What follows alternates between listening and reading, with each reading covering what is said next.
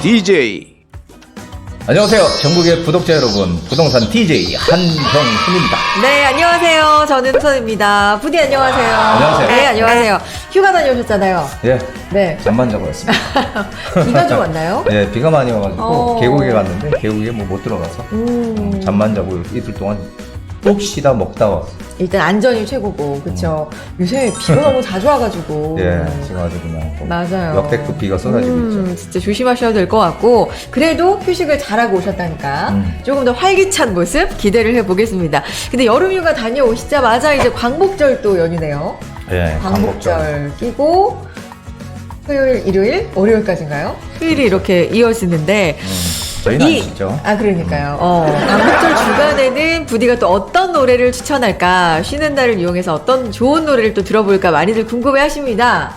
예. 오늘의 노래는? 네, 존 레논의 Imagine입니다. 네, 네. 이메이지 너무 유명한 노래죠. 네, 이거 왜냐면은 네. 지금 막 전쟁들 막 맞아. 하잖아요, 지금. 네. 전 세계가 막 약간 이리저리 막 전쟁을 지금 막 하려고 하는 그런 심각한 지금 상황으로 내몰리고 있는데, 실제로 뭐 러시아, 우크라이나 전쟁하고 평화를 위한 그런 노래, 이매진을 준비해봤습니다. 맞아요. 이게 평화를 기원하는 어떤 대표적인 분위기의 노래인데, 전쟁뿐만 아니라 코로나19를 겪으면서도 이 노래 참 많이 듣고 그랬던 것 같아요. 그래요? 뭔가 평화로운 분위기, 좋은 날을 좀 상상해보자. 예, 약간 이런 느낌 맞아요, 아닙니까? 맞아요. 예, 전쟁이 없는 나라. 네, 그래요. 약간 그래서 이매진 이 노래는 71년도에 나온 노래예요. 71년? 예, 와. 상당히 오래된. 진짜. 이 존 레논은 비틀즈의 리더였죠. 그래서 리더이면서 사회운동가이기도 하고. 전설 아닙니까? 그렇죠, 전설이죠, 한마디로. 그래서 상당히 뭐 뛰어난 인물이죠. 맞아요. 그리고 이 노래는 영화 그 킬링필드라고 캄보디아 전쟁을 네. 그린 영화죠. 예, 캄보디아 내전 그린 영화인데, 거기에 이제 마지막 장면에 이 노래가 나옵니다. 그래서 더 약간 전쟁이 아닌 평화를 원하는 그렇죠. 이미지로 조금 더 자리를 잡았나 봐요. 영화에도 또 마지막에 나오고 그래서. 저는 그 영화가 지금 하도 오래돼서 기억이 안 나고 마지막에 이 노래만 기억이 나요. 그래요? 잔잔하게 끝나는 장면에. 근데 그럴 때가 있어요. 영화 내용보다 삽입된 곡이 너무 좋아서 그 음악이 훨씬 더 오래 기억에 남는 경우가 있는데. 맞습니다. 그렇군요. 맞아요. 노래의 힘이 진짜 강한 것 같고, 제가 이렇게 부디가 소개해주는 노래를 한 주 한 주 듣다 보니까 생각나는 게, 솔직히 좀 오래된 옛날 노래들 많이 소개해주잖아요. 근데 명곡은 지금 들어도 촌스럽지가 않더라고요. 맞아요. 요즘은 막 다시 리메이크하는 붐이 맞아요. 많잖아요. 네. 가요도 그렇고. 맞아요. 같은 개념인 것 같아요. 그래요. 그러면은 이것도 같이 제가 한 소절, 해주십니까? 한 네. 소절 불러드릴게요. 한번 조용히 할 때, 또 이렇게 비도 오고 할 때 이렇게 쫙 틀어놓고, 네. 피아노 반주와 함께, 이 노래를 들어보시면 아마 참 좋을 것 같아요. 제가 한번 간단하게 한번 준비를 해봤습니다. 네. Imagine there's no heaven. It's easy if you try. No hell below us. Above us only sky. Imagine all the people living for today. 와. Imagine there's no country. 이렇게 시작되는 노래인데요. 이게 반주가 없어서 그런데, 이게 언제 한번 기타를 가지고 한번 이 노래 한번 불러보도록 제가 꼭 하도록 하겠습니다. 그것도 너무 좋네요. 좋은, 존 레논의 노래인데, 가장 20세기에 들어와서 가장 영향력이 큰 그런 아티스트 100인 중에 하나고요. 그리고 역사상 가장 위대한 아티스트 50인 중에 2명. 그리고 대단하네요. 각각 1위를 차지했다고 해요. 네. 1등. 대단한, 지금 뭐 사망을 했습니다만, 대단한 그런, 음악가이면서, 사회운동가이기도 한, 그런 인물이죠. 상당히 참, 좋아하는, 가수고 노래입니다. 오늘 또, 뭐 여러 글로벌적인 시국에도 맞고, 유난히 많이 오는 이번 여름에도 분위기 있게 들어볼 수 있는 이메이진 노래 소개를 해주셨습니다. 너무 좋았습니다. 네, 다음에 또 기타 연주도 기대를 해보겠고요. 그러면 또 기다리는 시간이 있으시죠? 선물 드리기 위한 퀴즈 시간입니다. 우리 퀴즈맨이 사실 지난번에 한번 화면에 나올 뻔했는데, 그죠? 화면에 나온 줄 알았는데, 안 나왔어요. 안 나왔더라고요. 다시 한번 기회를 좀 봐서 출연을 좀 해봤으면 좋겠고, 오늘은 또 목소리 출연이십니다. 퀴즈맨! 네, 안녕하십니까. 여기는 퀴즈맨입니다. 자, 이번 주 문제 빠르게 또 진행해 볼게요. 자, 오늘은 7월 마지막 주 부디 한수 코너에서 출제를 해봤는데요. 자, 부디는 강과 녹지 조망권의 가치를 설명하면서 자, 한강을 예로 들었습니다. 지금 비가 많이 와서 한강이 넘치는데 좀 걱정입니다. 자, 똑같이 한강이 보이는 부동산이라도 지역 사람들의 이것이 높고 낮음에 따라 조망권의 가치가 달라진다고 했습니다. 자, 이것은 무엇일까요? 자, 1번 지역 사람들의 소모임, 2번 지역 사람들의 소득, 자, 3번 지역 사람들의 소확행. 자, 참고로 소확행은 소소하지만 확실한 행복이라는 뜻입니다. 자, 부디님 힌트 주세요. 힌트는 아주 간단합니다. 네. 우리 그 노래도 있잖아요. 뭐니 해도 뭐니.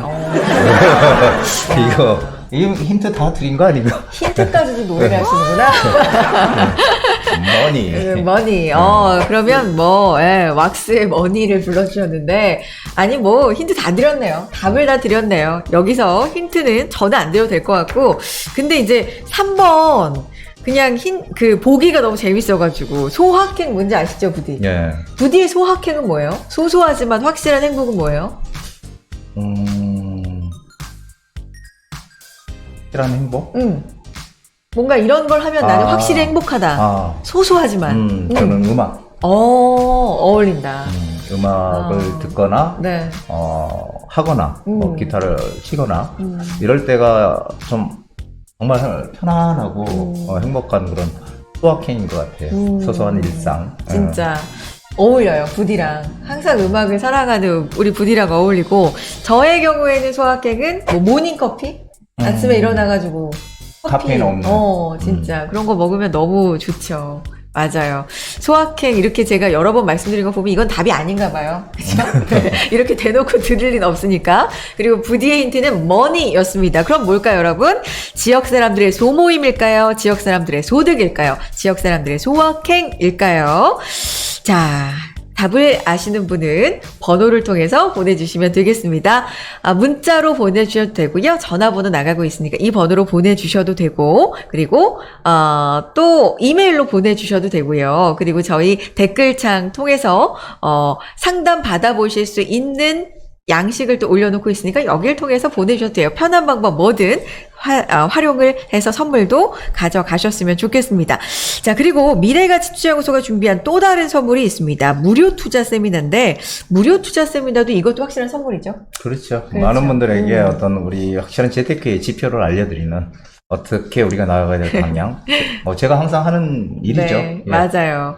확실한, 정말 소소하지 않은, 이거는 근데 소확행은 아닌 것 같아요. 소소하지는 않고, 어떻게 보면 미래에는 좀 큰 선물이 될 수도 있는 그런 시간 준비를 하고 있으니까 무료 투자 세미나 활용해 주세요. 날짜는요, 8월 18일과 25일 모두 목요일이네요. 시간은 오후 2시부터 4시까지고요.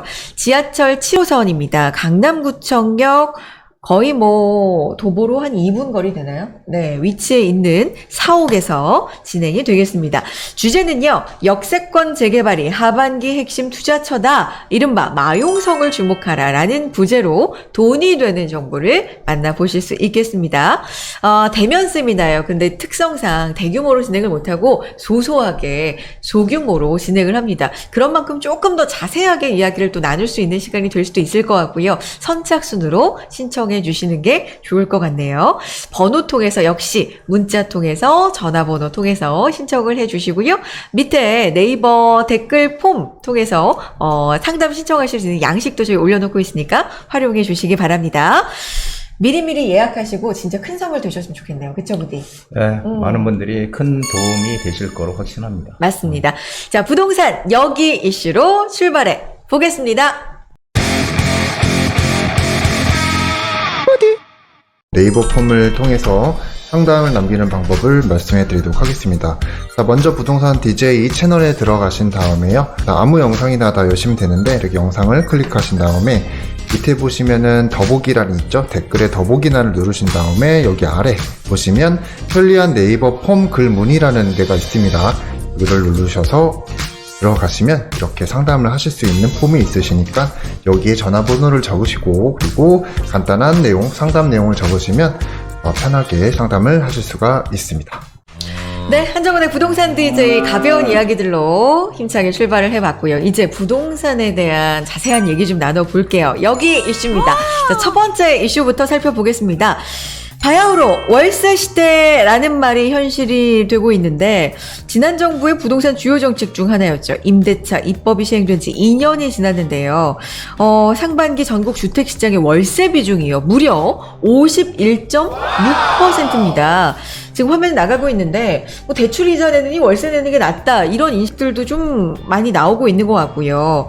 이 월세 비중이 50%를 넘었잖아요. 말씀해 드린 것처럼 통계 집계를 시작한 게 2011년인데 그 이후 처음으로 월세가 전세를 앞질러서 과반을 지금 넘었습니다. 요 얘기 좀 해보겠습니다. 월세 시대라고 봐야 하는 거예요, 부디? 지금은 사실상 뭐 그렇게 얘기할 수 있죠. 하지만 월세 시대라고까지 이렇게 이게 뭐 장기적으로 갈 거라고 저는 보지는 않아요.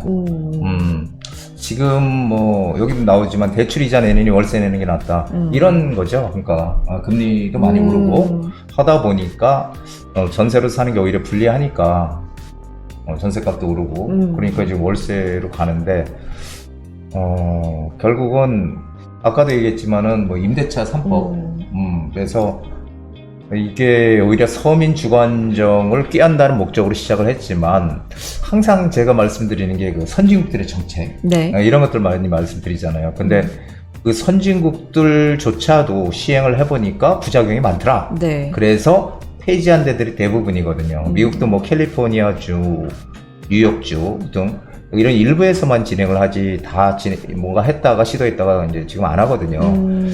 그래서 이런 것이 결국 오히려 이제 좋은 점보다 안 좋은 그런 게 많다는 거죠. 근데 우리도 지금 결국은 좋은 점보다 오히려 취지는 좋았지만 네. 오히려 결과는 좀 안 좋게 나오는 거죠. 그래서 이게 지금 사실 임대차 3법의 영향이 가장 크다라고 생각이 돼요. 그래서 전세가 무슨 뭐 여기 보니까 전세 종말이라고 얘기를 하는데 네. 이게 또 너무 나간 얘기죠. 너무 나간 얘기고 전세 종말은 안 올 것이다. 앞으로 모르겠어요. 한 50년 후나 올지 모르지만 결국은 서민들이 어쨌든 돈을 모아서 우리 주거 사다리라고 하잖아요. 그래서 돈을 모아서 내 집을 장만하기 위한 가장 좋은 게 바로 이 전세제도거든요. 그래서 전세제도라는 것은 쉽게 없어질 가능성은 없다라고 보고 있습니다. 결론부터 지금 말씀을 해주신 거예요. 그러니까 월세가 인기가 많은 건 지금 상황상 맞지만 월세 시대다, 뭐 전세 종말이다라고 말하는 건 너무 나갔다. 그렇죠. 라는 말씀을 결론적으로 일단 해주셨는데, 뭐 과반을 월세가 넘었다, 전세를 추월했다라고 말씀드렸는데 지금 그래프로 나오고 있거든요. 네, 전세 여기 보니까 48.4, 51.6 완전히 지금 추월했죠. 그렇죠. 전월세가 네. 완전히 추월했습니다. 이게 2020년도까지만 해도 이 전세가 더 높았거든요. 네. 근데 2021년도부터 완전 역전이 지금 돼가지고 월세 비중이, 네. 비중이 역전이 돼서 지금은 월세 거래가 훨씬 더 지금 큰 그런 상황으로 지금 내몰리고 있는 거죠, 사실. 그러니까 이 가장 큰 원인 중에 하나가 그러니까 뭐 여러 가지가 있습니다만 아까 초반에 나왔던 화면에서 이자보다, 그러니까 전세 대출 이자보다 월세가 더 오히려 싸다. 유리하다는 거죠. 유리하다라는 인식이 지금, 그러니까 실제로도 그렇고 그런 인식들도 많아지고 있고, 그렇죠. 라는 거잖아요. 이게 영원하진 않을 거다. 그렇죠. 라는 거. 네, 이게 지금, 부디 생각은. 지금이야 그렇지만, 근데 제가 뭐 예전부터 얘기를 해왔어요. 이 전세제도 안 없어진다. 네. 근데 예전에 전세제도 없어진다고 또 한동안 호들갑을 떨던 시절이 또 있었거든요. 네. 전문가들도 뭐 월세 시대 도래한다. 선진국들처럼 안 없어진다. 네. 안 없어지고 있거든요. 지금 있거든요. 근데 결국은 안 없어질 거예요. 제가 보기는. 그렇게 생각하신 근거가 있으신 거예요? 전세는 안 없어질 거다. 아까도 말씀드렸지만은 전세제도라는 거는 우리나라만 지금 뭐 있는 제도다 이렇게 얘기를 하잖아요. 그런데 사실은 이 전세제도가 없어지게 되면은 서민들이 오히려 더 큰 고통을 받아요. 선진국들 같은 경우는 전세제도가 없이 월세잖아요. 네. 그러니까 월세니까 자기 월급의 뭐 한 4분의 1 정도가 월세로 들어가고 심하면 3분의 1까지 월세로 지불하는 그런 상황들이 펼쳐진다면 이 오히려 서민들 같은 경우에 내 집장만 하기도 힘들어지고요. 더더욱이나 그래서 이 전세제도는 아마 어떤 정책적인 그런 면에서 봐서도 네. 이거는 살려갈 수밖에 없다라고 저는 생각을 하는 거죠. 그 주거 비용이 너무 많이 들어간다라는 말씀이신데, 그 이자가 더 비싸다라는 인식이 지금 많은 상황에서는 한동안은 뭐 그러니까 지속되겠죠. 한동안은 그러게요. 한동안은 지속되지만 금리가 오르면 또 내리는 시기도 또 오죠. 금리가 뭐 영원히 오르진 않을 그러네요. 거다라는 또 전제하에 그렇습니다. 자, 우리가 지금 월세 얘기를 했으니까 그러면 뭐 요즘 이런 얘기도 있잖아요. 월세가 진짜 비싼 아파트 얼마나 거래가 되는지 이런 것도 심심치 않게 듣는데 실제로 몇 군데 좀 볼까요? 여기 뭐 보니까 네. 이 청담 뭐 동양 8학원 월세가 5억에 1,300이에요? 1,300? 여기 지금 보면은 1,300? 5억에 1,300이네요. 야, 이거 진짜 대단하네요. 와. 1,300이네, 1,300. 약간 눈을 의심해요. 눈을 의심할 뻔했어요, 지금. 네네네. 청담동. 와. 야, 청담동이 유명하긴 한가 봅니다. 그래서 5억에 1,300. 1,300씩 내는 사람들이 있다는 게 참 대단합니다. 그러게요. 또 있어요? 이건 또 이제 용산의 지상가 아파트인데요. 월세 1억에 1,200. 여기도 뭐. 여기도 1,200이네요. 아. 1억에 1,200. 이거 월세인 거죠? 네, 월세. 월세. 아, 월세라고 써있네. 월세를 1,200씩 내려면 도대체 얼마를 벌어야 될까요? 우리 일반 뭐 직장인이나 일반인들 사고로서는 도저히 있을 수 없는 금액이네. 그렇죠? 그러게요. 전경도 나오고 있는데, 참 심하긴 하다. 네. 그러게요. 뭔가 약간 극소수 사례예요, 그죠? 이런 경우는 월세가 와 이렇게 비싸? 뭐 극소수 사례를 이제 보여드렸습니다. 못 먹는 감 구경이나 한번 해보자라는 심정으로 좀 찾아봤고요.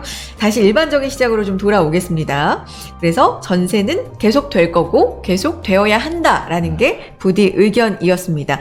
하반기에는 그러면 당분간이라고 우리가 했는데 하반기에는 월세 강세가 좀 지속될까요? 그렇죠. 지금 뭐 어쨌든 전세가가 이제 월세가 오르면서 전세가가 좀 주춤주춤하고 있는데요. 네. 하지만 전월세 계약, 전세 이제 계약 시점 이런 것들이 이제 계속 돌아올 텐데 그렇게 되면은 전세값도 슬슬 움직일 거예요. 슬슬 움직이면서 거래량도 좀 늘어날 것 같고 하반기는 그렇게 되면은 월세는 상대적으로 조금 좀 내려앉을 수 있겠죠. 그래서 제가 지난번에 방송에서 얘기했지만 금리 미국에서 기준금리 올리는 게 지속되지는 않는다라고 제가 말씀드렸어요. 11월달 중간선거도 있고 중간선거가 있기 때문에 지금 어쨌든 금리를 지금 올려서 이 물가를 잡자 이 네. 미국의 지금 상황이고 우리도 뭐 같이 따라가는 상황이지만 그런 것들이 11월 지나면 아마 좀 지금같이 이렇게 올리지 못할 거다라고 제가 말씀드렸죠. 그래서 지속적이지는 않다. 이렇게 저는 말씀드립니다. 근데 당분간은 금리의 영향으로 인해서 월세의 강세는 좀 지속될 거다. 당분간. 이렇게 월세 시대에 대한 전세 종말에 대한 부디의 의견은 어떤지 당분간은 지속될 건데 월세 강세가 영원하지 않을 것이다 라는 의견으로 들어봤습니다. 자, 다음 이슈 넘어가 봅니다. 두 번째 이슈 서울시 신통기획 본격화 소식입니다. 오세훈 시장의 역점 사업 중에 하나죠. 신속통합기획, 일명 신통이라고 우리가 많이 부르고 있는데 그 민간 재개발의 속도가 지금 나고 있습니다. 후보지로 서울시가 가리봉동, 공덕동, 마천동 이 16개 지역에 대해서 현황조사, 건축기획설계 용역 이런 걸 발주한 것으로 지금 알려졌는데 속도, 주요 지역 등 이런 것들 좀 자세하게 얘기를 해볼게요. 신통기획 사실 꾸준히 저희와 함께 해주시고 부동산에 조금 관심이 있으신 분들은 많이 뭐 들어보셨겠지만 지금부터 시작하는 분들도 있으셔서 좀 처음부터 짚어볼게요. 신통기획은 이런 거다. 어떤 겁니까? 지금 두 가지가 있어요, 재개발이. 공공이 주도하는 재개발이 있고 민간이 하는 재개발 이렇게 나눠져 있는데, 공공 주도 재개발은 아무래도 공공이 막 이렇게 전부 다 끌고 가는, 그냥 주민들은 가만히 있어야 되고, 이제 뭐 소유권이나 이런 걸 넘겨주고 끌고 가는 게 공공 주도거든요. 그런데 이제 거기에 대항해서 민간 주도로 우리 옛날에 재건축 하듯이 네. 민간 주도로 진행을 하는 건데 거기에 정부가 살짝 개입을 하는 겁니다. 살짝. 그러니까 살짝. 공공은 전부 개입을 하는 거고 살짝 개입을 해서 뭘 개입을 하냐면은 개발은 민간 주민들이 하고 인허가라든지 뭐 행정 절차를 이런 걸 갖다 간소화해서 뭐 통합 심의를 한다든지 해가지고 기간을 갖다 엄청 땡기는 거예요. 네. 그래서 보통 이제 구역 지정까지 기존에 5년이 걸렸다. 평균 네. 이거 평균입니다. 더 걸릴 수도 있고. 근데 2년, 3년으로 이렇게 지금 2, 3년을 단축시키겠다는 거예요. 그래서 재개발에는 이 빨리 진행하는 이 속도가 이게 사업성이거든요. 그렇죠. 그래서 이런 것들을 빨리빨리 진행함으로써 빨리 서울시에 지금 공급을 하겠다라는 겁니다. 그래서 이거는 소위 얘기하면 이제 민간 주도 개발이라고 할 수가 있겠죠. 정부에서는 좀 빨리빨리 할 수 있게끔 독려를 해주는 차원이고 이게 이제 신통기획입니다. 그러니까 워낙에 이런 개발이 좀 시간이 오래 걸린다라는 인식이 있는데 그거를 좀 단축시킨다라는 게 또 하나의 장점, 포인트인 것 같은데 이번에 아까 말씀드렸지만 기획설계 용역을 발주했다라는 게 굉장히 의미가 있다라는 지금 뉘앙스거든요. 이게 어떤 의미인데요? 이제 신통기획이 지금 사실 뭐 처음 하는 거잖아요. 네. 그래서 이번에 이제 밑그림을 그리는 단계라고 보시면 돼요. 그래서 뭐 대상지 현황 조사를 한다든지 건축 기본 배치 그리고 구성 이런 것들 그리고 기초 현황을 분석하고 공동주체 설계를 한다든지 이런 것들을 가장 그 밑그림을 만드는 그런 게 지금 이 기획 설계 용역이라고 할 수 있겠습니다. 그러니까 밑그림, 가이드라인을 제시를 한 데에 대해서 좀 의미가 있다라는 말씀이신데 그렇다면 이게 또 궁금하실 것 같아요. 그러면 신속 통합 뭐 이런 재개발, 공모 선정 이후에 그러면 그 다음 절차는 뭔가 이런 부분들도 한눈에 좀 정리해서 보고 싶으실 것 같아서 그런 부분 표로 한번 설명해 주세요. 네, 뭐 똑같습니다. 재개발하고 사실은 똑같아요. 근데 여기 이제 주택 재개발 공모 선정이 되면은 네. 신속 정비계획 수립, 이 정비계획 수립하는 단계고요.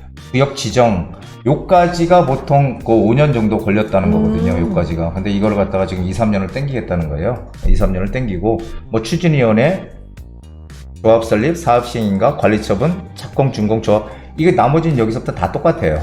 똑같고 사실 똑같지만 빨리 당겨서 정부에서 좀 이렇게 도움을 줘서 좀 빨리 당겨서 빨리빨리 할 수 있게끔 하겠다. 그래서 모든 그런 인허가라든지 용적률도 좀 뭐 높여주고 여러 가지 혜택을 주면서 빨리빨리 진행할 수 있게끔 하겠다. 이런 거죠. 그래서 저는 뭐 빨리 한다는 데 대해서는 상당히 의미가 있다고 보여져요. 왜냐하면 서울에 지금 주택 공급이 상당히 부족하기 때문에. 네. 원활하게 빠른 시일 내에 할 수 있는 어떤 가이드라인을 제시하고 이런 절차를 만들었다는 거에 대해서는 굉장히 좀 고무적이다라는 말씀이신데 그러면 요 신통기획을 투자자의 관점에서 접근을 하면 가치가 있습니까? 당연히 가치가 있죠. 지금 지난 정부에서 공공주도 재개발, 뭐 공공재개발 이런 것들을 공공이 SHLH, 그러니까 즉 정부 주도로 하겠다라고 얘기를 해왔잖아요. 그러다가 지금 이 신통기획이 나오면서 민간 재개발이니까 이거는 이쪽으로 지금 다 쏠리고 있거든요. 네. 실제로 공공 재개발들이 지금 사실상 유명무실해지고 있는 상황이에요. 그렇게 해서 재개발은 제가 누누이 강조하지만 속도가 중요합니다. 언제 되느냐 이거 속도가 중요하거든요. 왜냐하면은 아무리 우리 보통 재개발하는 지역들은 낡은 저층 주거지역 즉 빌라나 단독주택 밀집 지역들로 오래된 이런 데들을 개발해서 아파트를 짓는 건데 이런 곳이 진행이 빨리 되느냐 안 되느냐에 따라서 이게 이제 사업성이 나오느냐 안 나오느냐거든요. 그래서 우리가 항상 생각해 봐야 될 게 빨리빨리 진행할 수 있는 데가 어디냐를 찾아야 돼요. 그렇죠. 그래서 이 재개발은 속도가 중요해. 네. 속도가 중요해서 사업성이 나와야지 빨리 진행할 수 있거든요. 그래서 사실 투자 가치 면에서 지금 뭐 서울시에서 진행하는 신속통합계획이든 모아타운이든 이런 것들이 거의 같은 맥락이라고 네. 보시면 돼요. 빨리 진행할 수 있게끔 해주겠다. 또 지금 최근에 또 역세권 개발이라는 또 나왔죠. 그것도 역시 또 절차를 간소화해서 빨리 진행하겠다. 결국 똑같은 맥락으로 지금 세 개가 다 진행이 되고 있다 이렇게 보여져서 저는 뭐 투자 가치 면에서 충분하다라고 보여지고 있습니다. 빨리 갈 수 있으니까. 빨리 갈 수 있으니까. 그러면 여기 지금 절차 아까 설명해 주신 이 단계에서 만약에 투자 가치로 어느 단계에서 좀 들어간다 하면 가장 최적의 단계? 그거는 이제 사람마다 좀 틀려요. 아, 그래요? 그게 뭐냐면은 내가 정말 이익을 좀 정말 많이 내고 싶다 하는 분도 있을 거고요. 아, 나는 좀 뭔가 좀 안전하게 이렇게 이익은 조금 나도 돼. 안전하게 들어가고 싶다. 이런 분도 있잖아요. 근데 저는 이제 항상 이익을 극대화시키는 게 이 재테크라고 저는 생각을 하거든요. 그래서 이익을 좀 정말 내가 여태까지 재테크를 안 해봤어. 그리고 돈을 벌지를 못했어, 재테크로. 네. 그런 분들이 이익을 극대화할 수 있는 방법은 초기에 들어가는 겁니다. 그렇죠. 초기라는 것은 지금 무슨 어떤 구역이 지정이 되거나 재개발이 진행이 되면 이미 가격이 오르잖아요. 네. 가격이 일단 오르거든요. 그렇죠. 발표만 나도 오르니까. 근데 그런 지역은 이미 올랐기 때문에 그런 지역을 들어가는 게 아니고 앞으로 지정이 될 수 있는 지역, 이런 지역을 어떻게든지 빨리 찾아서 들어가야 되는 게 이익을 극대화시키는 하나의 방법이고, 네. 그리고 나는 그렇게 못해. 나는 이익 조금만 내도 돼. 뭔가 안전한 것을 찾아야 된다. 안전하게. 그러면 내가 돈이 투자금이 좀 더 많이 들어가더라도 뭐 재개발이 한참 진행이 돼서 이 조합 설립이 난 것들 최소한 조합 설립이 났다는 의미는 이미 이제 재개발이 거의 진행이 된다는 얘기예요. 된다는 얘기이기 때문에 조합 설립 난 데들은 그 대신 가격이 네. 상당히 높겠죠. 예, 그래서 내가 돈이 좀 여유가 있고 나는 좀 안전한 걸 원한다 하면은 그렇게 조합 설립 이상 되는 곳들, 이런 것들을 들어가면은 되는 거고요. 그래서 사람마다 좀 틀리지만 그러나 재개발로 돈을 정말 벌고 싶다. 그렇다면 초기 단계에 들어가라. 이렇게 말씀드리고 싶습니다. 투자 성향이라고 이른바 하잖아요. 네. 리스크를 조금은 아니다, 나는 안전성이 더 중요하다. 뭐 이런 그런 성향에 따라서 좀 다르겠지만 투자금을 좀 더 많이 들이느냐, 적게 들이느냐, 뭐 이런 것도 좀 다릅니다. 그렇습니다만 부디 생각에는 아무래도 초기 단계에 들어가는 게 가장 좋은 투자다. 네, 제가 여태까지 네. 그렇게 해왔거든요. 네. 제가 여태까지 그렇게 해오고 많은 네. 또 투자를 또 그렇게 시켜서 왔거든요. 그래서 그런 것들이 경험이 바탕이 되니까 항상 사실 제가 누누이 얘기하지만 지난해 자영 4동 같은 경우도 맞아요. 8, 9월 달에 저희가 투자를 시켰었어요. 그때 이제 신축 빌라들 투자를 시켰는데 그게 지금 뭐 더블 이상 올랐잖아요. 아무것도 안 하고 있는데. 그게 바로 초기 투자의 어떤 포인트라고 볼 수 있습니다. 네. 초기 투자가 중요하다 강조를 해주시면서 두 번째 이슈 살펴봤고요. 부동산 세 번째 이슈로 넘어가 보겠습니다. 아파트 추월한 빌라 매매입니다. 지난번에 우리가 조금 전에 본 이슈는 이제 전세를 추월한 월세였는데 오늘은 네. 추월 얘기가 많네요. 이번에는요. 아파트를 추월한 빌라 매매입니다. 무슨 얘기나 말 그대로예요. 아파트를 대신해서 빌라 뭐 다세대, 연립 이런 매입 수요자가 꾸준히 늘고 있습니다. 서울시 부동산 정보광장 발표에 따르면 6월 집계된 빌라 매매량을 봤거든요. 그랬더니 아파트가 기록한 것과 비교해서 3배 이상이었어요. 수치적으로. 자, 그래서 7월 기준 전국 빌라의 중위 가격, 중간 가격을 봤더니 사상 처음으로 또 2억 원을 돌파하기도 했습니다. 2억은 전국이죠? 그렇죠. 전국. 전국적으로. 서울은 그런 게 없으니까. 그러니까 전국. 7월 기준 전국 빌라 중위 가격입니다. 2억 원을 돌파했는데, 뭐 가격적으로도 그러니까 강세고, 빌라가. 매매량, 거래량 수준에서도 아파트에 비해서 강세다라는 걸 보여주는 거예요. 네, 맞아요. 이게 시기적으로 언제부터 그런 거예요? 이 아마 그 19개월 전이라고 하니까 한 지난해 한 1월 그렇죠. 또 아마 한 역전이 되지 않았을까. 1년 7개월 전이니까. 예, 그때부터 역전이 저도 이런 거 처음 보거든요. 빌라가 훨씬 빌라가 더, 이렇게 네. 이거는 정말 좀 특이한 상황이에요. 제가 여태까지 부동산 오랫동안 해봤지만 네. 항상 일단 아파트 투자가 1등이고 그 다음에 이제 뭐 빌라 쪽으로 가는데 이번에는 이제 빌라 쪽으로 사람들이 많이 지금 몰리고 있다는 건 좀 특이한 상황이다 이렇게 보고 있습니다. 그러니까 이거는 저는 근데 하나의 원인만은 아니라고 생각하거든요. 아파트의 원인도 있을 거고 빌라의 원인도 있을 건데 아파트가 너무 비싸져서 그런 것도 있을 것 같고 그렇죠. 또 빌라가 뭔가 이제 좋아 보여서 그런 것도 물론 있겠죠. 이게 전반적인 원인을 좀 분석해 주실까요? 아파트는 뭐 지금 많은 사람들이 얘기하듯이 최근 5년 동안 올라도 너무 많이 올랐다. 그렇죠. 예, 너무 많이 올라서 정말 이제는 이게 어떻게 들어갈 수가 있는 그런 상황이 아니죠. 그런데 그래서 이제 그리고 이제 뭐 대출이라든지 금리라든지 이런 것들이 이 아파트보다는 아직까지 이 빌라가 유리하거든요. 대출도 좀 더 나올 수 네. 있고. 예, 그런데 그런 거는 이제 사실 조금 부수적이라고 보고 네. 지금 가장 큰 거는 역시 재개발이죠. 이 재개발이 지금 하나의 화두가 돼서 그렇다고 좀 보여져요. 이게 네. 가장 큰 핵심이 아닌가. 그냥 단순하게 빌라를 사는 게 아니라 아파트가 나중에 될 수 있는. 지금 왜냐하면은 서울시의 정책 방향이 그렇거든요. 네. 재개발을 가리키고 있으니까. 그러니까 이 재개발을 하기 위해서 우리 보통 낡은 단독주택이나 네. 빌라나 단독주택들이 모여 있는 데를 재개발을 하잖아요. 그렇죠. 예. 그래서 이 빌라나 단독주택 중에 단독주택은 평수가 크잖아요. 그리고 감정가나 이런 것들이 빌라가 더 많이 나와요, 사실. 네. 그래서 이 빌라 쪽으로 많이들 지금 투자를 지금 하고 있다 이렇게 보고 있습니다. 그렇군요.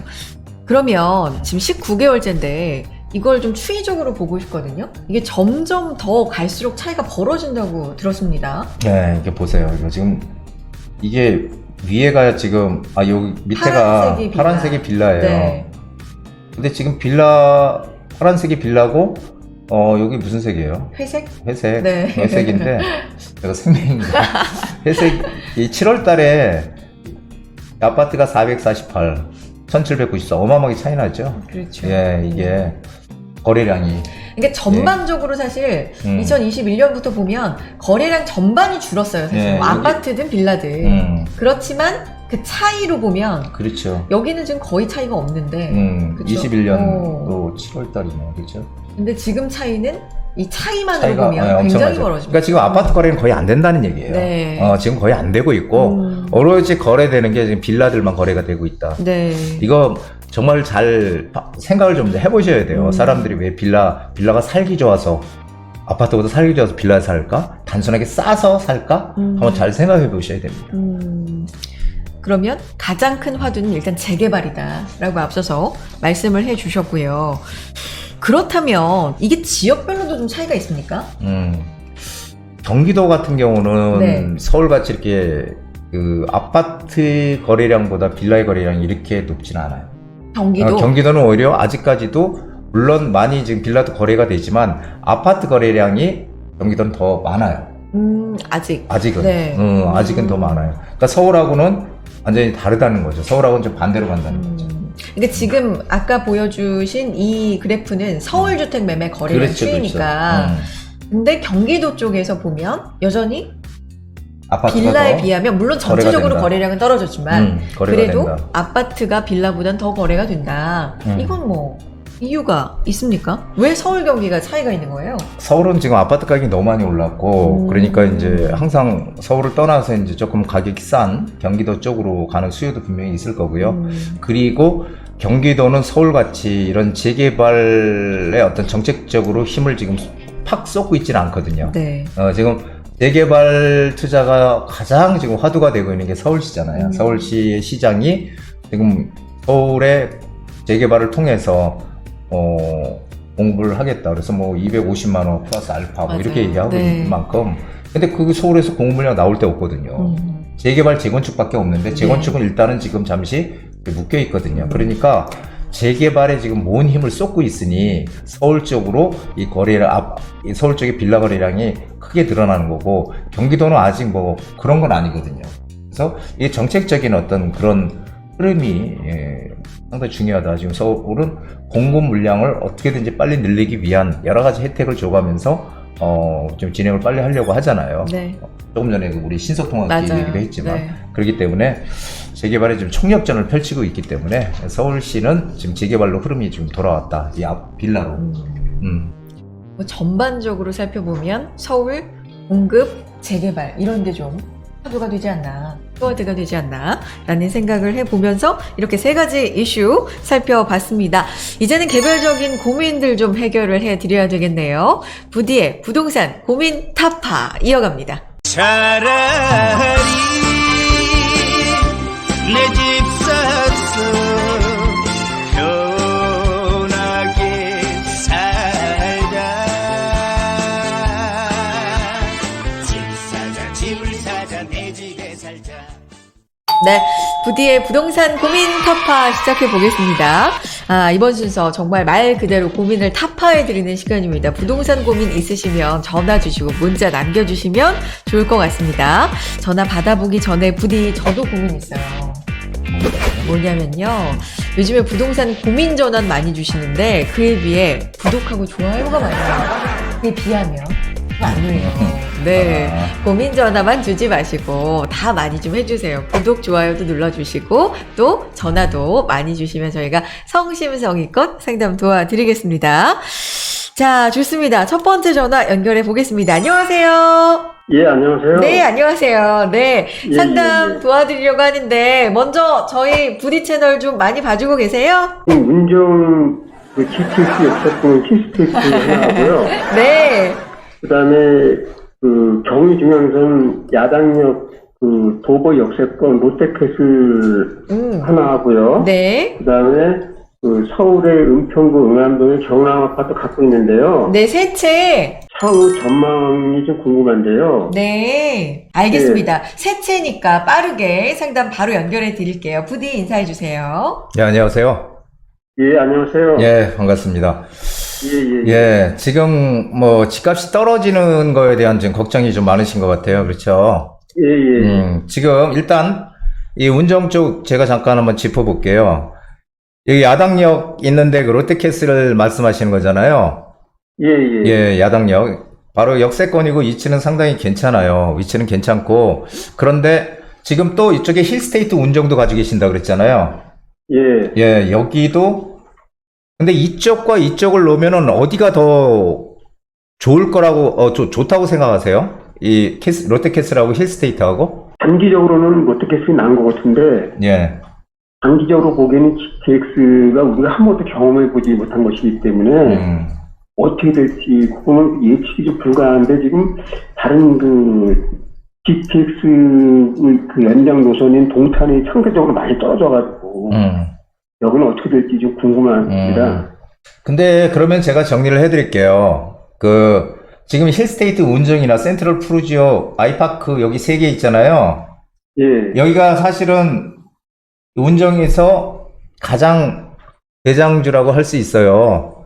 예, 예. 예, 그러니까 GTX가 바로 있기 때문에 대장주라고 할 수 있는데, 그리고 이쪽이 운정 신도시가 지금 다 개발됐나요? 아직 안 됐잖아요. 네. 앞으로의 미래 가치는 이쪽이 훨씬 크고, 저는 여기는 어떤 일이 있어도 계속 갈 수밖에 없다고 생각을 해요. 지금 동탄에 GTX 얘기를 하셨지만, 지금 동탄뿐이 아니고, 실제로, 지금 뭐, 이 서울이나, 아니면 경기도나, 뭐, 광교도 마찬가지고, 이런 지역들의 집값들이 지금 많이 빠졌잖아요.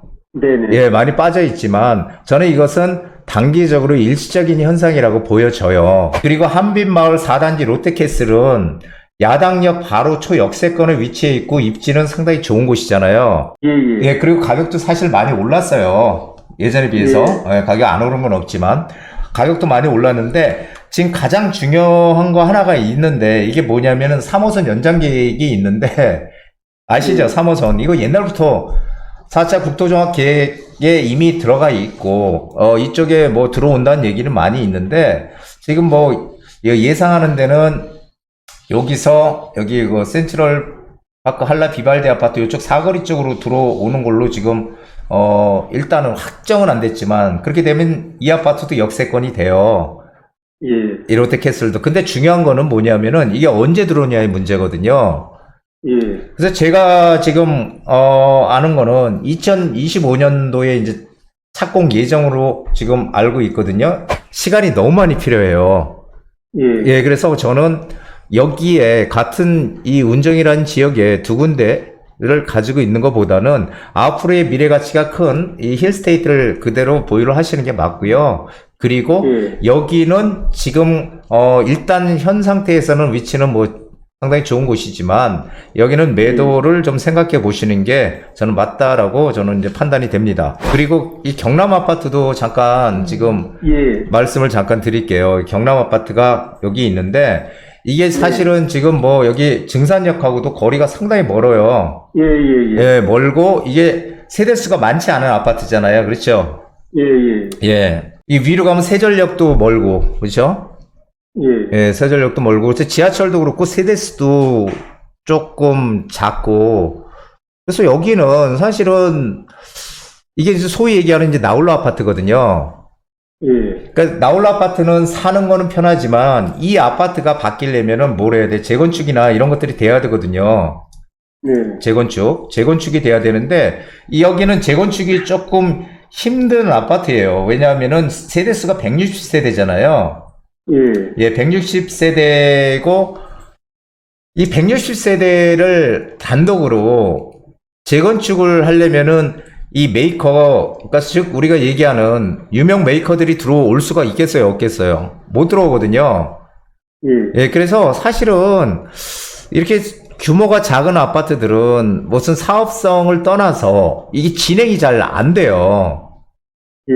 예, 그래서 저는 여기는 일단은 가장 첫 번째 원칙인 역세권에서 너무 멀다. 역세권에서 멀고, 그러기 때문에, 그리고 재건축도 조금 하기가 좀 어려운 아파트라서, 사는 거하고 투자는 좀 틀리거든요. 그래서 여기는 매도를 좀 하시는 게 좋지 않을까, 이제 그런 생각을 좀, 드리고 싶습니다. 잘 한번 생각을 해보세요, 구독자님. 그리고 결정은 뭐 구독자님이 하시는 거니까 어쨌든 부디 의견이 이렇고 조금 더 자세하게 상담 받아보고 싶으시면 세미나 오셔도 좋을 것 같고요. 어떻게 도움 좀 되셨어요?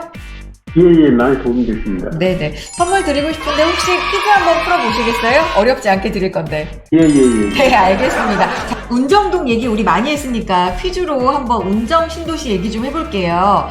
운정 신도시에 없는, 있는 거 아니고 운정 신도시에 없는 아파트는 무엇일까요? 아실 것 같아요. 1번 삼부 르네상스, 2번 벽산 오남 연리지, 3번 은마 아파트, 4번 롯데캐슬 운정호수. 몇 번일까요? 없는 건?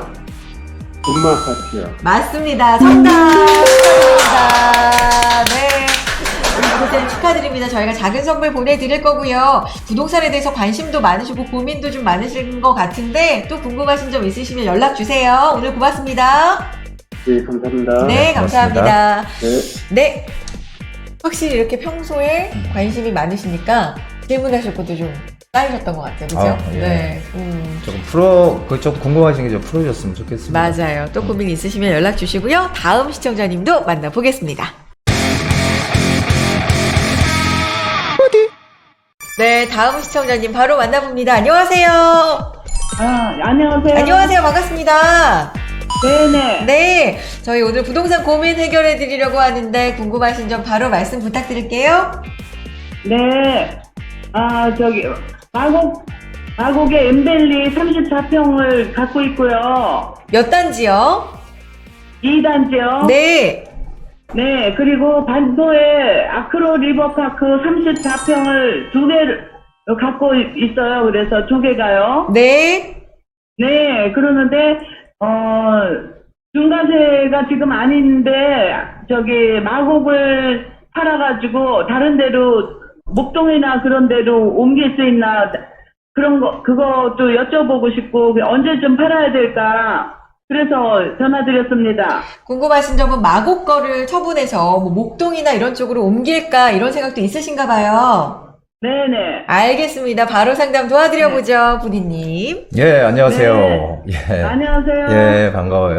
예, 감사합니다. 예, 이거 반포 네. 아크로 리버파크는 네.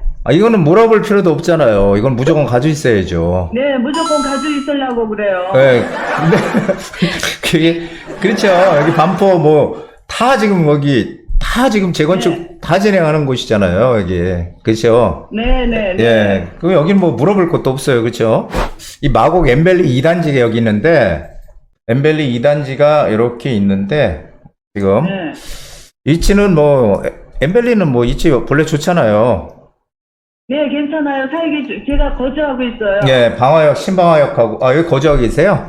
여기, 엠벨리, 마곡지구는 지금 뭐 전체적으로, 이 마곡 나루역, 9호선 들어오는 이 마곡 나루역을 중심으로 해가지고 지금 가격들 많이 올랐어요. 그렇죠? 네. 예, 엠벨리 뭐 7단지는 뭐 대장주라고 하지만 2단지도 뭐 상당히 네. 좋습니다. 그래서 상당히 많이 올랐어요. 많이 올랐는데, 저는 네. 이렇게 생각을 해요. 여기가 지금 얼마나 갑니까? 예, 30평대 가지고 계세요? 네, 예. 예, 얼마나 가요? 금액이, 매매가가? 글쎄, 뭐, 7단지는 뭐 17억 이상, 18억도 됐다 그러는데 여기는 한 15억이나 16억 정도 되지 않을까요? 15억이나 16억. 여기가, 여기가 전체적으로 네. 지금 계속 바뀌는 곳이잖아요. 아직 다 바뀌지는 않았어요. 그렇죠? 예, 그게 말이에요. 예, 계속 바뀌는 곳이라서 추가적인 네. 어떤 가격 상승이라든지 이런 것들은 분명히 될 수 있는 곳이에요. 그런데, 그런데, 이제 그런 데가 중요해요. 그런데, 조금 전에 말씀하셨잖아요. 네. 여기는 이미 아파트가 져진 지가 지금 꽤 됐잖아요, 지금. 그렇죠. 한 7, 8년 네. 됐을 거예요, 이 아파트가. 그쵸? 네네. 예, 그러면은, 여기가 이미 지금 가격이 어느 정도는 지금 형성이 돼 있는 거거든요. 예. 예, 그러면은 투자 가치적인 측면에서 봤을 때는 여기가 네. 주변 지역이 바뀌면서 전체적으로 많이 올라왔다, 가격이. 네. 앞으로도 조금 더 바뀌어가면서 나머지들이 조금씩 더 오를 수는 있다. 하지만 이거는 이제 한계가 어느 정도 있다는 거예요. 한계가 있다고요. 그렇죠. 그러면은 아까 네. 목동 얘기 잘 하신 거예요. 목동. 왜냐하면은 목동은 하는 게 낫죠. 예, 목동은 지금 재건축이 진행이 아직은 안 되고 있죠. 예, 토지거래 허가를 그렇죠. 묶여가지고 지금 그러고 있지만, 안 될까요? 네. 목동은 반드시 재건축 할 겁니다. 그렇죠? 그러면은 네. 목동은 지금 낡은 아파트잖아요. 오래된 아파트. 네. 그래서 제가 보기에는 지금 가격이 올라 있다고는 하지만, 그것이 나중에 새 아파트로 바뀌는 재건축이 본격화되기 시작하면은 가격이 네. 상당히 많이 상승하겠죠. 그렇죠. 예, 그러면은 여기가 나쁘다는 얘기는 절대 아니지만 여기보다 거기가 앞으로 우리가 미래에 이익을 낼 수 있는 가치가 훨씬 더 크다는 얘기를 드리는 거예요. 예. 예, 그럼- 얼마나 기다려야 될지 그게 걱정이 돼서요. 아니, 근데 이제 중요한 거는 그거죠. 우리가 재건축이나 재개발을 할 때 네. 앞으로 10년 후에 내가 들어가서 입주하려고 하는 게 아니라 가장 큰 거는 우리가 이익을 내기 위해서잖아요. 네네. 예, 그러면은 그거 재건축 이제 해서 안전진단 통과하고 막 이제 본격적으로 전체 단지들이 진행을 하게 되면은 가격은 네. 계속 오를 수밖에 없죠. 그렇죠. 예, 그래서 어찌됐든 빠른 시간 내에 갈아타기를 해라. 왜냐하면은 이제 다 빠른 시간. 예, 내년부터 이제 빨리 지금 이 경제도 안 좋잖아요. 지금 우리 경제도 네, 안 그게 맞아요. 좋으니까 이 재건축에 대한 규제들을 빨리 풀어줄 가능성이 커요. 네. 그러면 안전진단 같은 것도 좀 더 빨리 완화시켜줄 가능성이 빨리 크고요. 하니까. 예, 네, 그렇기 네. 때문에 빨리 움직이시는 게 훨씬 지금보다 더 큰 득이 될 거예요. 세금이 많이 나가는데 그냥 그거 감안하지 말고 그냥 옮기는 게 낫다는 말씀이시죠? 그렇죠. 세금보다 이익이 더 크게 날 수 있다면 옮겨야 되거든요. 네. 예. 네네. 예, 그렇게 생각은 하고 있었어요. 그렇죠. 예, 그러니까 생각이 비슷해요, 다. 우리 네. 구독자님하고 저랑 생각이 비슷한 거예요. 그러니까 부동산 투자에 관심을 항상 가지고 계시기 때문에 그런 생각도 이렇게 네. 하시는 거죠. 예. 지금 우리가 목동이 고점이다 생각은 안 하시는 거죠? 절대죠. 절대 아니죠. 아니에요. 그럼요. 그래요? 예, 그러니까 갈아타기 되도록이면 빨리 하시는 거를 좀 조언을 드리고 싶습니다. 생각이 좀 일치한 것 같아요. 기분 좋으실 네. 것 같고, 네, 조금 더 네. 신중하게 또 생각해 보시고 궁금하신 점 연락 네. 주셨으면 좋겠고요. 구독자님, 네. 커피 쿠폰 보내드리고 싶어가지고 돌발 퀴즈 한번 맞춰보시겠어요? 돌발 퀴즈? 맞아요. 네, 커피 쿠폰 드리고 싶어서 잘 아실 만한 반포동에 관련된 문제 드릴 건데 잘 들어보세요. 네. 네, 다음 중 반포동에 있는 건물이 아닌 건 뭘까요? 아닌 거예요. 네. 1번 서울 고속버스 터미널 센트럴시티. 2번 네. 서울 네. 성모병원. 3번은 코엑스. 4번 코엑스. 4번은 신세계 백화점. 뭐가 반포동에 있는 게 아닐까요? 코엑스요. 정답! 축하드립니다. 축하드립니다. 맞아요. 네. 코엑스는 어디 있죠, 네. 구독자님? 강남구에 있죠, 강남구. 네, 삼성. 삼성동. 그러니까 네. 삼성 코엑스잖아요. 너무 잘 맞춰주셨고 커피 쿠폰 보내드릴 거고요. 궁금하신 네. 부동산에 관련된 사항은 또 연락 주시고 저희 많이 네. 사랑해 주세요. 고맙습니다. 아, 네, 고맙습니다. 네, 감사합니다. 네. 네. 자, 이렇게 구독자님들과 전화 연결 통해서 부동산 시장에 대한 얘기도 알 수 있었고 좀 세부적인 아파트나 여러 가지 상황에 대한 얘기도 좀 들을 수가 있었습니다. 다음은요, 사연 통해서 보내주신 내용이 또 있어서 상담 도와드려 보겠습니다. 네, 보내주신 사연 읽어보고 또 상담 도와드릴게요. 안녕하세요. 이제 막 40대에 접어든 1982년생 불인이 닉네임도 불인파리입니다. 사회 초년생 때부터 동료들은 다들 주식에 관심을 가졌지만 저는 유독 부동산에 눈독을 들이곤 했습니다. 하지만 당시 제 형편의 부동산이란 너무 비싼 투자처라고만 여겨졌고 미루고 기다리다 보니 제 월급보다 부동산 가격은 몇십 배씩 잘도 오르더라고요. 다행히 올 초부터 부동산 시세가 조금 쉬어가는 시기라고 들어서 15년 직장 생활하며 모은 돈을 투자할 아파트를 보고 있습니다. 가장 최근에는 3억 원 안팎에 가능한 창동 주공 17단지를 마음에 두고는 있는데 아직 결정은 못 내렸고요. 저 어떻게 할까요, 부디? 이런 내용 보내주셨는데 너무 공감된다. 월급보다 진짜 잘도 오르더라고요. 이런 표현이 너무 공감되는데, 이제는, 좀 쉬어가는 시기를 기회 삼아 한번 들어가 볼까? 라는 마음을 진짜 먹으신 것 같아요. 어떻게 할까요? 네, 17단지가 여기 있는데, 네. 17단지, 18단지, 18단지, 19단지, 이렇게, 상동 주공 단지들, 좀 재건축 하려고 준비하는 단지들이에요. 그래서 1차 안전진단들 통과하고, 이제 정밀안전, 단계에 지금 이제 들어가는 그런 아파트들인데, 네. 녹천역하고 바로 초역세권이에요. 이 네. 17단지는 초역세권이고, 창동역하고는 조금 거리가 있죠. 근데 창동역이 이제 GTX C 노선 들어오잖아요. GTX, 그쵸? 예, 그래서 사실은 호재가 있는 쪽에 붙어야 되는데, 네. 일단은 역은 역이지만 이 녹천역하고 창동역하고 가치는 전부 틀릴 거고요. 그리고 여기 창동 주공 단지들이 이렇게 재건축이 되더라도 지금 여기서 그래도 재건축할 때 사업성이 나오는 게 19단지거든요. 19단지가 사업성이 나오고 아마 조금 더 비쌀 거예요. 이 가격이. 그래서 근데 이 18단지 같은 경우는 사업성이 조금 떨어져요. 네. 떨어진다고 못하는 건 절대 아닙니다. 떨어져도 할 수는 있어요. 단지 그래요? 나중에 추가적인 어떤 부담금, 이 추가 부담금을 얘기하는 이제 그런 것들이 좀 많이 들겠죠. 네. 그래서 저는 아파트를 만약에 꼭 사야 된다 그러면은 네. 사실은 지금 핵심은 이 창동역에 GTX가 들어오니까 이 중심 라인으로 역세권 쪽으로 들어가는 거 하고 이 노원역이 중심이 되니까 이 노원역 중심으로 해서 이 노원역에 노원 상계 주공 아파트들 줄줄이 있잖아요. 네. 그리고 이쪽이 이제 그 철도 부지 개발하는 거 창동. 이런 개발 호재들 일자리가 들어오는 이런 호재들이 주변에 줄줄이 깔려 있는데 여기는 조금 거리가 그런 호재랑은 거리가 좀 떨어져 있잖아요. 그렇죠? 떨어져 있어요. GTX랑도 떨어져 있고. 그래서 사실은 이게 투자를 상당히 좀 어렵죠. 투자하는 게 상당히 어렵지만은 만약에 조언을 드린다면 재건축 규제가 완화가 되더라도 완화가 돼서 진행이 다 될 거예요. 이쪽도 네. 주공 아파트들도 진행이 될 거고. 하지만 이 사업성은 이거는 완화가 된다 그래서 사업성 문제가 바뀌는 건 아니거든요. 그래서 사업성이 조금 처져요. 처지게 되면은 재건축을 추진하더라도 추가 부담을 많이 낸다든지 주변에 또 추가 부담을 많이 내야 되니까 반대하는 사람도 많지 시간이 많이 좀 필요할 수 있거든요. 안 된다는 건 아니지만 그래서 조금 여력이 된다면 중심 지역 쪽으로 가는 게 맞고 그리고 정말 내가 투자해서 이익을 많이 내겠다 그러면은 지금은 어쨌든 아직까지는 지금 이 재건축 재건축이 화두가 아니고 재건축이 아니고 이게 아니고요. 재개발이거든요. 재개발.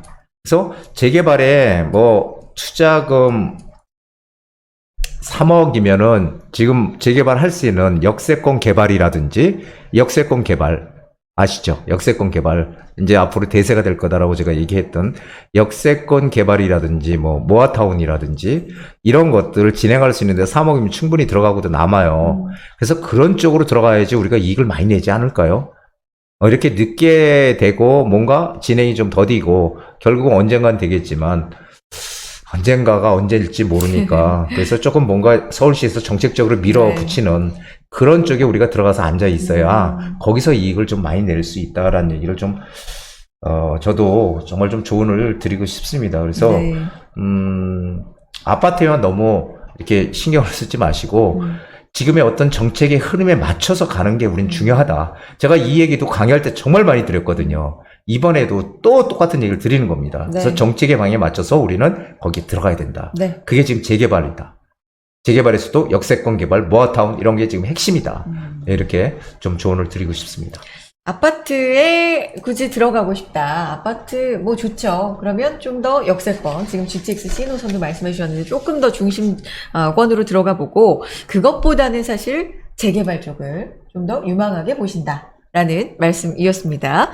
자, 궁금하신 점 있으실 거예요. 그렇다면 재개발은 어떻게 해야 돼요? 이 지역은 어떤가요? 뭐 이런 부분을 궁금하시면 전화 주시면 직접 통화해 보실 수가 있고요. 상담 자세하게 도와드릴 테니까 전화 통해서 또 신청해 주시기 바랍니다. 자, 그리고 무료 투자 세미나 준비하고 있으니까 역시 투자 세미나도 신청해 주시면 직접 만나서 자세한 이야기 들어보실 수 있겠습니다. 자, 이렇게 상담 도와드렸습니다.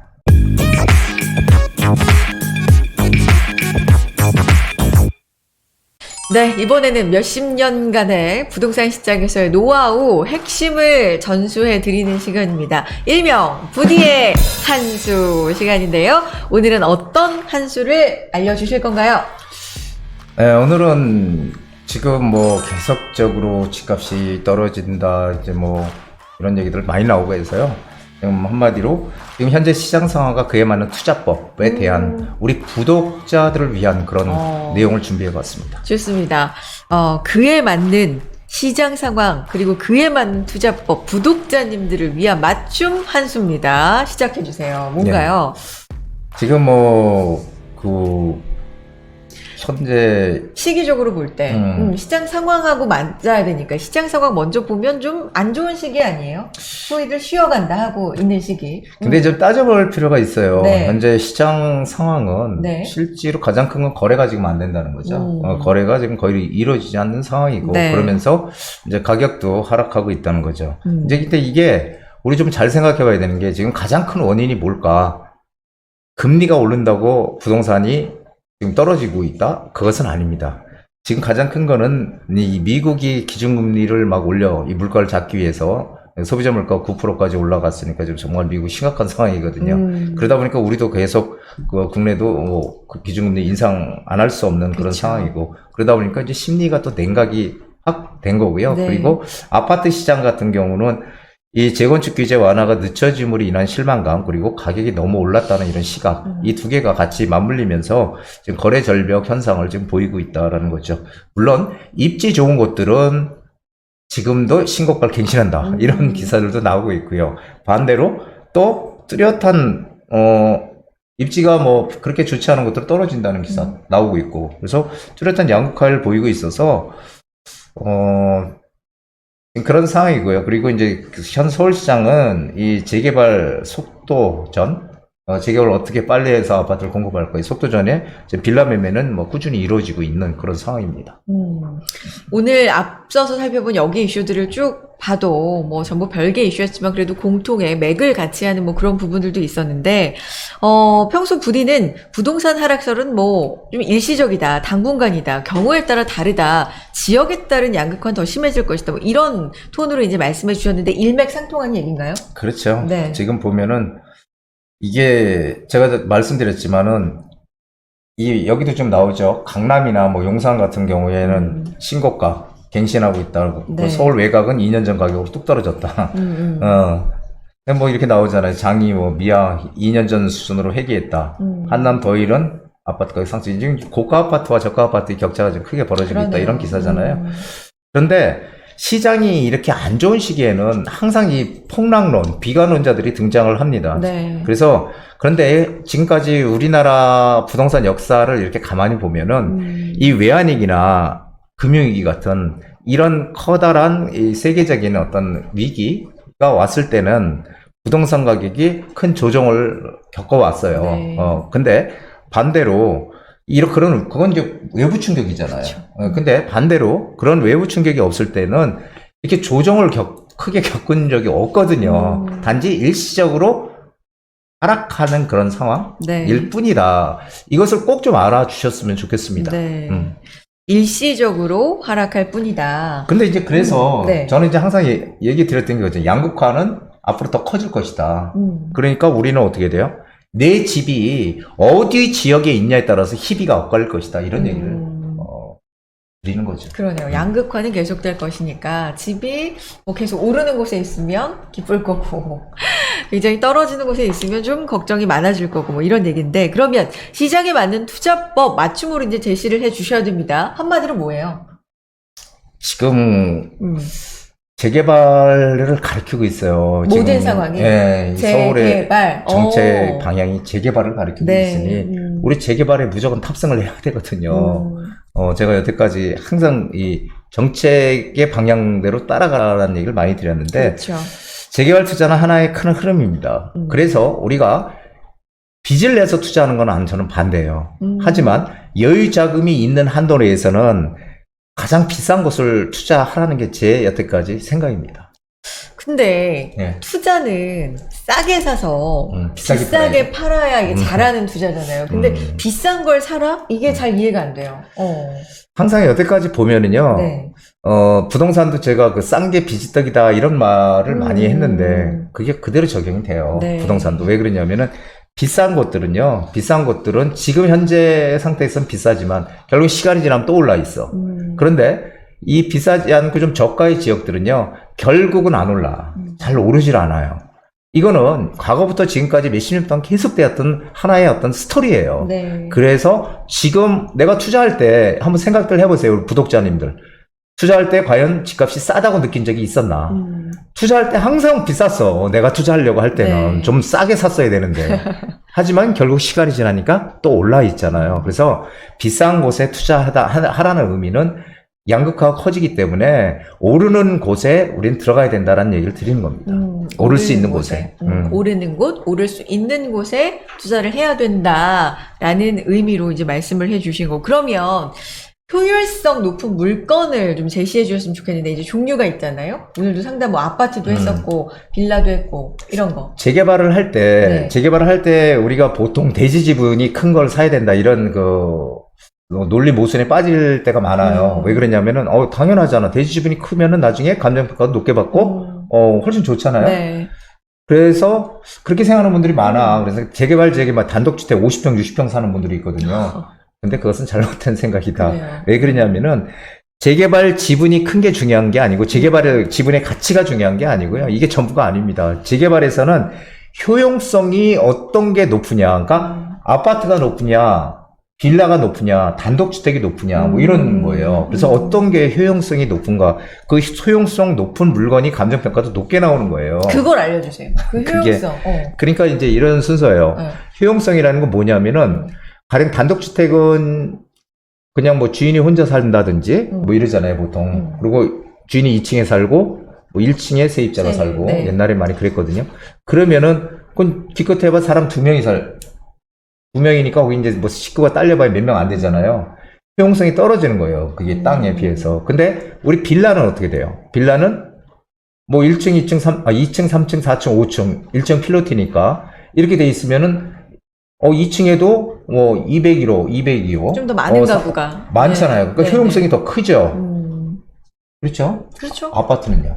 더 크죠. 아파트는 더 크잖아요. 더 많은 사람들이 그 공간을 활용을 그렇죠. 하니까 효용성이 커. 그러니까 아파트가 감정평가가 제일 많이 나오는 거고요. 그리고 그 다음에 빌라가 나오는 거고, 그 다음에 단독주택이 나오는 거예요. 그럼 빌라도 구축 있고 신축 있고. 그렇죠. 당연히 신축이죠. 왜냐하면은 감정평가할 때 토지 건물 평가하거든요. 따로따로. 그러면은 건물도 새 거가 높기 평가를 받겠죠. 그래서 신축이 상당히 하는 게 오히려 우리한테 득이 된다. 그리고 전세도 높기 때문에 신축이 투자금도 작게 들어가는 거죠. 단지 이제 한 가지 문제는 재개발을 할 때, 이 신축은 뭐 현금 청산된다더라. 뭐 이런 얘기들 많이 하는데, 맞아요. 저는 그런 현금 청산된 사례를 본 적이 없습니다. 그러니까, 재개발 투자에 대해서 공부하신 분들은 한번 뭐 문의를 다시 네. 주시든지 세미나에 오시면은 그때 다시 한번 말씀드리기로 하고, 그러니까 재개발 투자의 가장 큰 목적은요, 거주의 목적이 아니고 투자의 관점이다, 이렇게 보시는 게 좋아요. 우린 투자에서 이익을 내는 게 가장 큰 목적이니까. 그렇죠. 그러면 재개발이 화두고 중요하다는 건 오케이. 그럼 재개발에도 종류가 굉장히 많아졌어요. 몇 년 사이에. 예. 이거는 또 어떻게 뭐가 제일 좋은 걸로 평가를 해야 되냐라는 질문 많이 하시거든요. 네, 지금 이게 여기 세 가지가 있는데요. 네. 역세권 개발이라는 게 있고, 모아타운, 통합기획, 공공재개발. 네. 이 공공재개발은 지금 거의 이제 없어지는 추세예요. 아. 왜냐하면 이 재개발이 재건축은 민간이 하는 사업이잖아요. 주민들이 그냥 그걸 갖다가 공공에서 한다고 하니까 이제 사실 여러 가지 문제점들이 부각이 됐죠. 사유재산을 공공에서 한다? 이게 또 좀 문제가 되고 하다 보니까 지금 거의 없어지는 추세고, 지금 오세훈 시장이 들어와서 서울은 역세권 개발, 모아타운, 신속통합계획 이것들이 진행이 되는데 1순위가 역세권 개발입니다. 이거는 이 용적률은 높이 올라갈 수 있느냐를 쉽게 얘기해 주는 거거든요. 얼마나 높은 층으로 올라갈 수 있는 용적률을 최대 700%까지 준대요. 여태까지는 500%였는데 그것도 또 200% 올려서 최대 700%까지. 용적률을 높게 받는다는 의미는 사업성이 어마어마하게 크다는 거예요. 그렇죠. 그럼 역세권이라는 거는 역에서 승강장에서 지금 일단 1차 역세권이 승강장에서 350m까지를 1차 역세권이라고 해요. 이거 2년까지, 그러니까 올해가 2022년도니까 2024년도까지만 350m입니다. 그 시간이 지나면 250m로 이제 원래 1차 역세권이 250m인데 350m까지 넓혀준 거거든요. 이건 뭐예요, 지금 이렇게 하는 거는?